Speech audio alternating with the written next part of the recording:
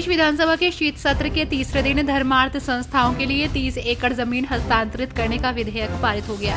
भूजोत अधिकतम सीमा संशोधन विधेयक 2024 पर पहले सदन में चर्चा हुई, जिस पर विपक्ष ने कहा कि इसे पारित करते समय जल्दबाजी न की जाए।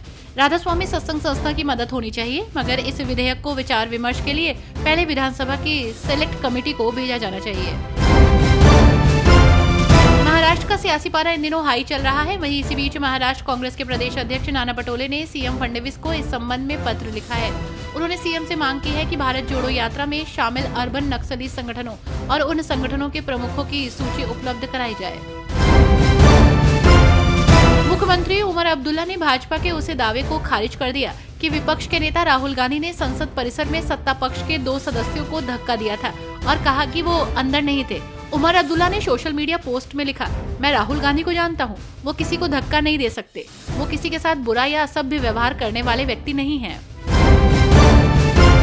जम्मू कश्मीर कांग्रेस अध्यक्ष तारिक हमीद कर्रा ने अन्य कांग्रेस कार्यकर्ताओं के साथ लोकसभा नेता राहुल गांधी के खिलाफ दर्ज मामले को लेकर विरोध प्रदर्शन किया। दिल्ली पुलिस ने 19 दिसंबर को संसद में हाथापाई के मामले में राहुल गांधी के खिलाफ एफआईआर दर्ज की थी, जिसमें बीजेपी और कांग्रेस ने एक दूसरे के खिलाफ शिकायत दर्ज कराई थी।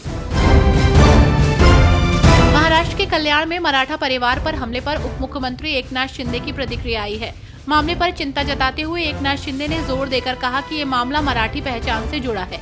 उन्होंने शिवसेना के गठन के पीछे बालासाहब ठाकरे के मकसद के बारे में बात की, जिसका उद्देश्य मराठी लोगों और उनकी पहचान की रक्षा करना है। एकनाथ शिंदे ने बताया कि मुख्यमंत्री देवेंद्र फडणवीस ने घटना की समीक्षा की है और सीएमओ ने महाराष्ट्र विधानसभा को सूचित किया है। कर्नाटक के पूर्व मुख्यमंत्री और भाजपा सांसद बसवराज बोमई ने प्रक्रियात्मक पालन की कमी का आरोप लगाते हुए सीटी रवि के खिलाफ चल रही जांच की आलोचना की।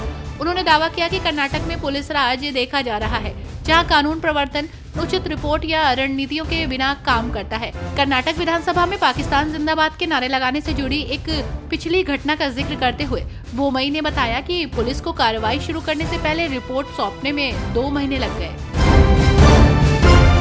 हरियाणा के मुख्यमंत्री नायब सिंह सैनी ने पूर्व मुख्यमंत्री ओम प्रकाश चौटाला के निधन पर शोक व्यक्त किया और कहा कि हरियाणा की राजनीति में उनके योगदान को हमेशा याद किया जाएगा। उन्होंने कहा, मैं वरिष्ठ नेता चौधरी ओम प्रकाश चौटाला जी के निधन पर गहरा शोक व्यक्त करता हूँ। उनके निधन से हरियाणा की राजनीति का ये अध्याय समाप्त हो गया है।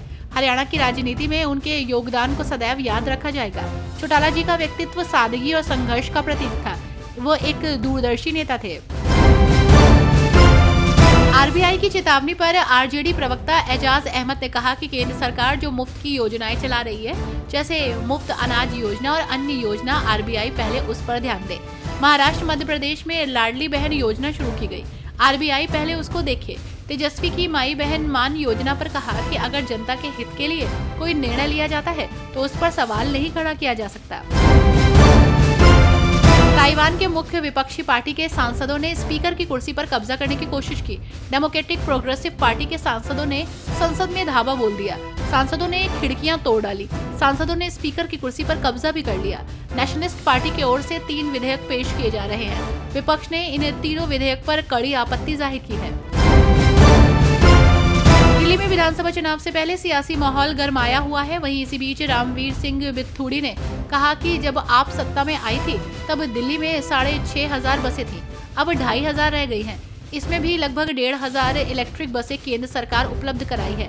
उन्होंने कहा कि एक भी नया स्कूल, कॉलेज या अस्पताल नहीं बने। 76 स्कूल बंद हो गए। लंदन और पेरिस जैसी सड़कें बनाने का वादा था, लेकिन यहाँ की सड़कें क्षतिग्रस्त हैं।